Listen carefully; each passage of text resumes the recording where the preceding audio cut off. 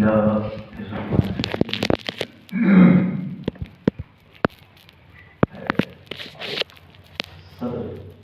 کوئی ہے؟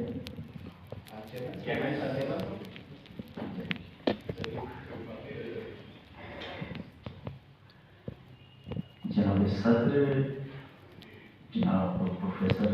محمد اسماعیل صاحب اور دیگر ہمارے اساتذہ کرام،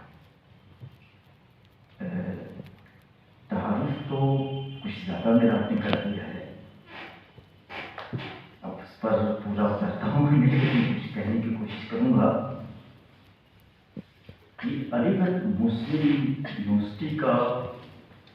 قرآنی اسٹڈیز میں کردار کیا ہے، کنٹریبیوشن کیا ہے،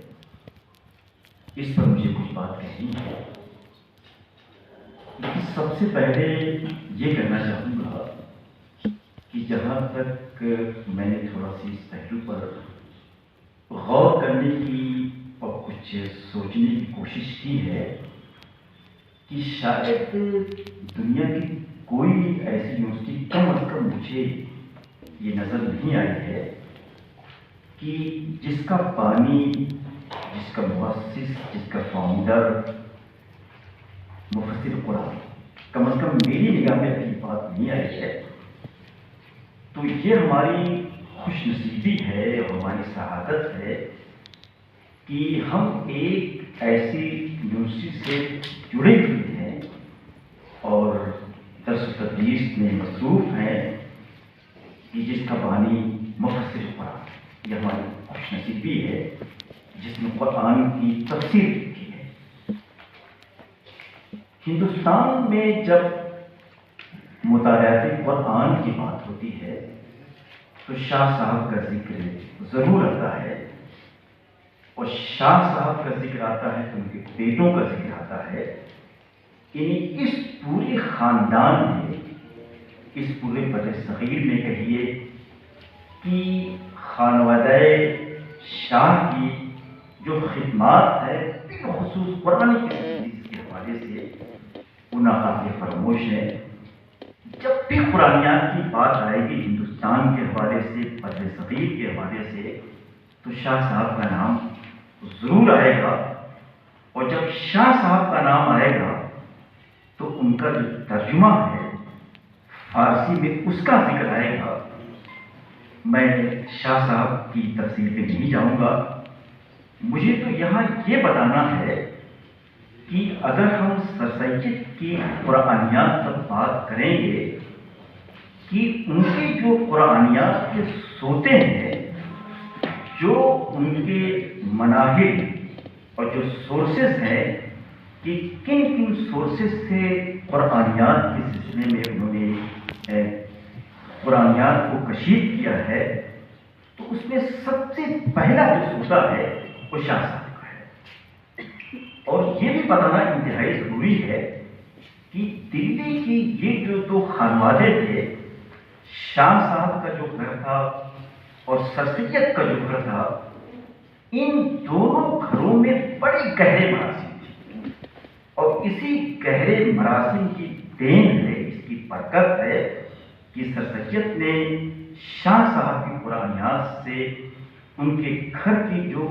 علمی خوشبو تھی، جو قرآنی خوشبو آپ کہیے، اسے انہوں نے خاصا کشید کیا اور خاصا متاثر ہوئے۔ اس لیے جب ان کی قرآن سے متعلق کئی کتابیں ہیں، ان کتابوں کو اگر آپ پڑھیے تو شاہ صاحب کا ایک نہیں نہ جانے کتنی بار نام آیا ہے، اور ان کی کتابوں کا نام آیا ہے، اور ان ساری چیزوں کا خاصا اثر ان کے اوپر رہا ہے، یہ ذکر کرنا انتہائی ضروری ہے۔ سر سید کی کئی کتابیں ہیں، لیکن ان ساری کتابوں کا ذکر کرنا میں یہاں پر مناسب نہیں سمجھتا ہوں، لیکن ہندوستان میں بہت چند کتابیں لکھی گئی ہیں کہ قرآنیات کے یا تفسیر قرآن کے اصول کیا ہیں، اس کے مبادئ کیا ہیں، کن کن چیزوں کو سامنے رکھ کر تفسیر لکھی جاتی ہے۔ سر سید کا جو پتلا سا رسالہ ہے، بڑی مخدوش شکل میں ہماری اس لائبریری میں اسلامی اسٹڈیز میں موجود ہے. اس کے اوراق بڑے پارینہ ہو چکے ہیں، بڑی پرانی ہو چکے ہیں. اس کے اوراق پھٹ رہے ہیں. 15 سے زیادہ ہے، 30-32 صفحے کا. اگر آپ اسے پڑھیے تو قرآن کا تدبر کسے کہتے ہیں، ایک مفسر کے لیے کیا کیا قواعد، کیا کیا ضوابط، کیا کیا آداب ہیں، ان ساری چیزوں پر بڑے سلیقے سے، بڑے تدبر کے ساتھ، چاہیے کہ پہلے جب تو قرآن پر آپ تدبر نہیں کریں گے اصول تدبر کو بھی بیان نہیں کر سکتے ہیں. تو اس میں کئی باتیں کہی ہیں انہوں نے، لیکن ان ساری باتوں کا ذکر کرنا چاہیے، اس کے لیے بہت ٹائم چاہیے. صرف 2-3 باتیں ذکر کرنا چاہوں گا. ایک بہت بنیادی بات سید نے یہ کہی ہے کہ تفسیر القرآن بالقرآن کہ قرآن کو آپ سمجھنا چاہتے ہیں، بلکہ یوں کہیے سر سید کی زبان میں کہ قرآن میں آپ اترنا چاہتے ہیں، بلکہ سید قطب کی شہید کی زبان میں یہ کہی کہ قرآن سے آپ ہم کلام ہونا چاہتے ہیں تو قرآن کو بار بار پڑھیے. قرآن کی آیات کی تفسیر کے لیے، اس کے مفاہیم کو کھولنے کے لیے ایسی دوسری آیات ہیں جس کو متشابہات کہا جاتا ہے. متشابہات ایک اور معنی بھی آتا ہے. تو آپ کو ایسی آیات مل جائیں گی کہ وہ آیات جس میں کچھ آپ چاہتے ہیں کہ کوئی چیز کھل جائے، کوئی چیز اس کے اندر ہے وہ نکل کر باہر آ جائے، تو دوسری آیات اس کو کھول دیتی ہے. تو سر سید یہ کہنا چاہتے ہیں کہ سب سے پہلے قرآن کو قرآن کی مدد سے پڑھا جائے، قرآن کی کسی آیت کو قرآن کی آیات سمجھا جائے. اس پر سر سید کا بہت زور ہے. اور پھر میں یہ کہنا چاہتا ہوں، میں تو ہٹا دیجیے ذرا کچھ نازیبا لفظ ہے. اگر سر سید کو پڑھیے تو یہ بڑے واضح الفاظ سے، بڑے اعتماد کے ساتھ یہ بات کہی جا سکتی ہے کہ ہندوستان میں تدبر قرآن کی راہوں کو کسی نے آسان کیا ہے یا لوگوں کو تدبر کے لیے قرآن سے قریب کیا ہے، تو اس میں سر سید کا بہت بڑا رول ہے. اس کو بالکل سے اعتراف کرنا پڑے گا. اور دوسری بات یہ کہتے ہیں، ایک باتیں اور کہوں گا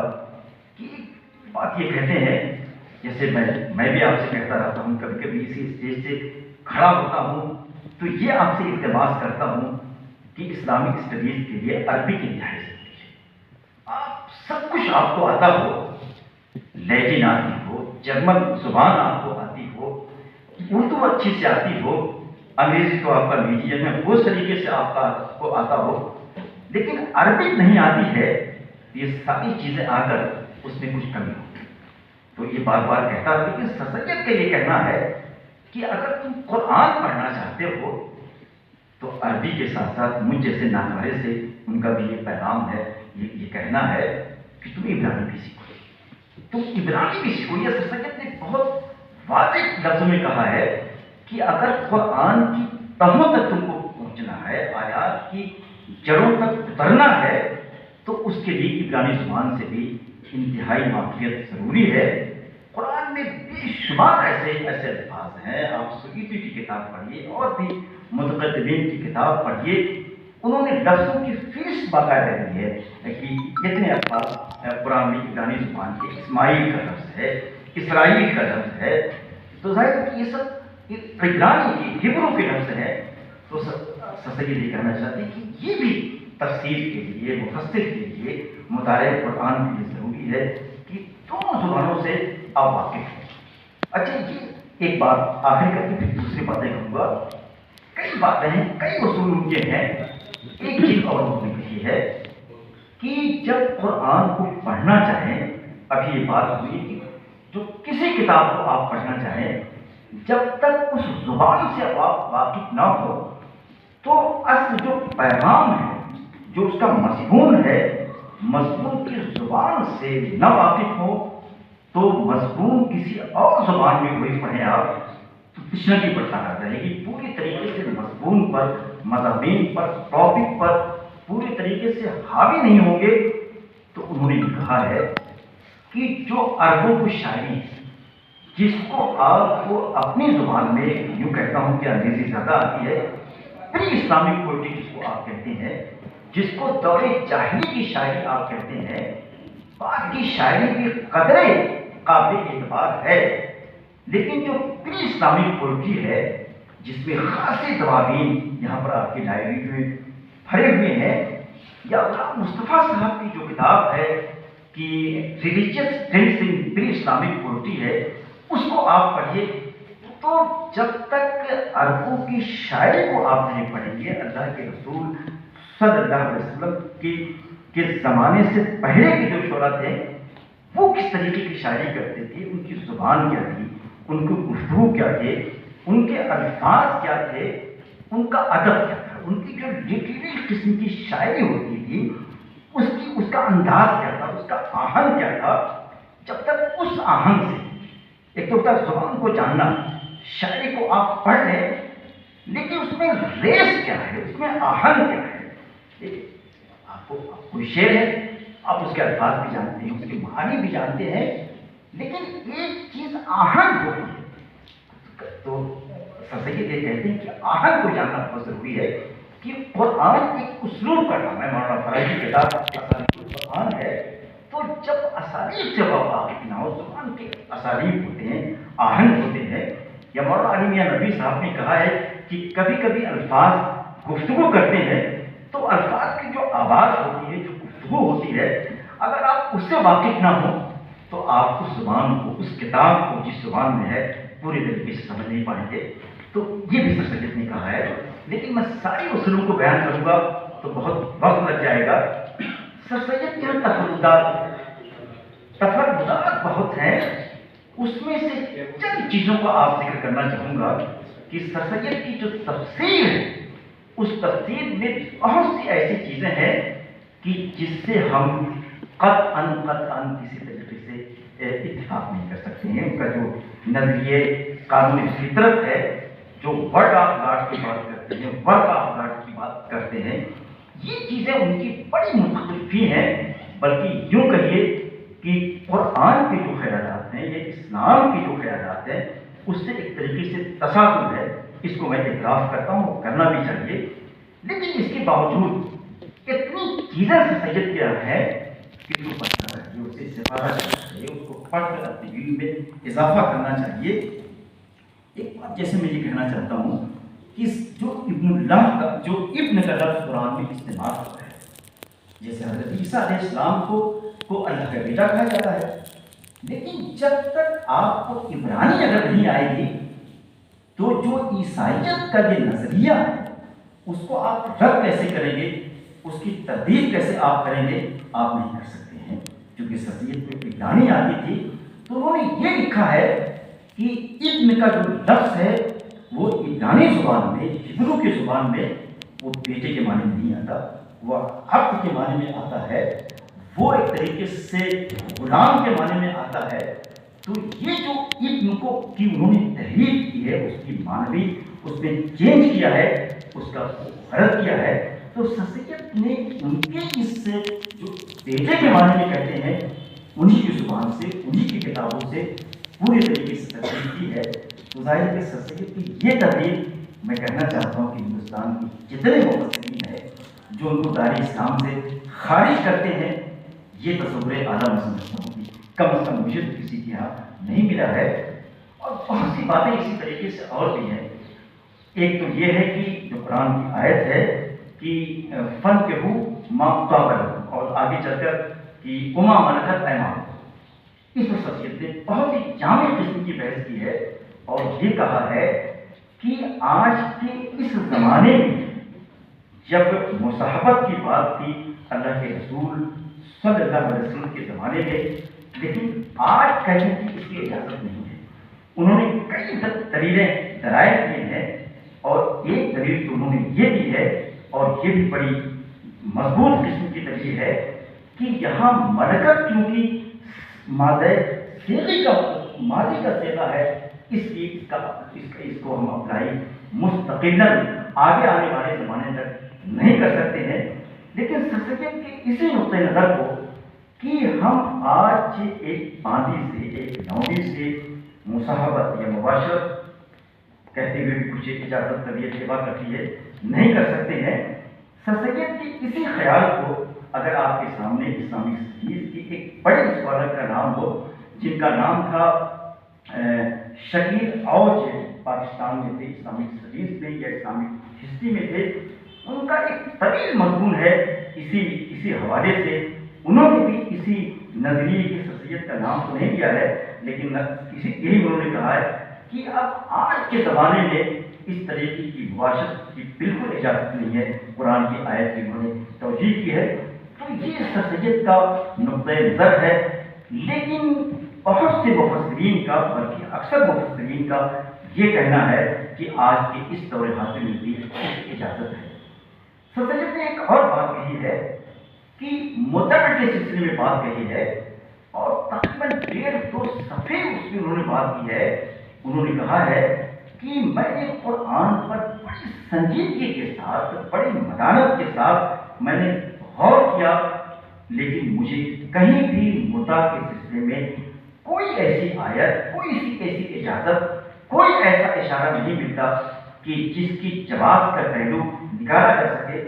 تو مدعا کے لیے بہت ہی برہمی کا اور بہت ہی خفگی کا انہوں نے اظہار کیا ہے، اور پھر کہتے کہتے یہ تک کہہ رہے ہیں کہ میں اس کو مدعا کو زنا کی ہمانی سمجھتا ہوں۔ یہ لفظ انہوں نے استعمال کیا ہے۔ سر سید کی ایک بات کہہ کے پھر آگے بڑھتا ہوں کہ سر سید نے، بلکہ 2 باتیں اور کہوں گا کہ سر سید نے یہ کہا کہ قرآن میں جو چور کے ہاتھ کے کاٹنے کی بات کہی گئی ہے، انہوں نے کہا کہ آج کے زمانے میں اس کی اجازت نہیں ہے۔ سر سید نے کہا کہ اس کی اجازت نہیں ہے، اور وہ دلیل جو دے رہے ہیں وہ بڑی ہلکی سی دلیل ہے، بڑی خصوصی سی دلیل ہے۔ ان کا یہ کہنا ہے کیونکہ اس زمانے میں جیل نہیں تھے، قید کرنے کے جدید طریقے نہیں تھے، تو جس کی وجہ سے یہ اجازت تھی، لیکن اب چونکہ یہ سارے طریقے ہمیں حاصل ہو گئے ہیں، موجود ہیں، چور کو پکڑتے ہیں، ان کو سزا دیتے ہیں، تو اس وجہ سے اب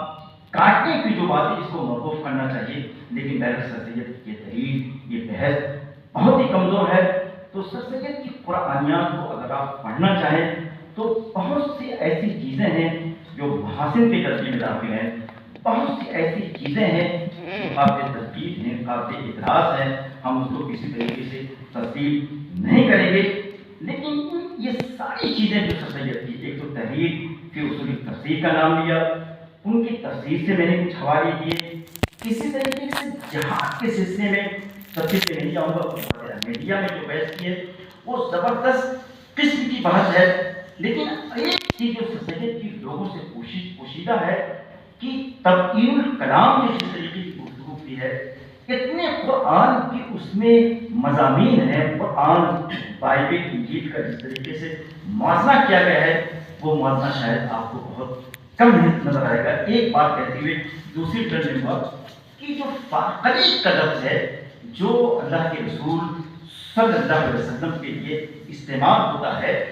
آج جتنی بھی ہماری اسلامک جو ہسٹری ہے، میں صرف اردو کی بات نہیں کرتا ہوں، انگریزی کی بات کرتا ہوں، عربی کی بات کرتا ہوں،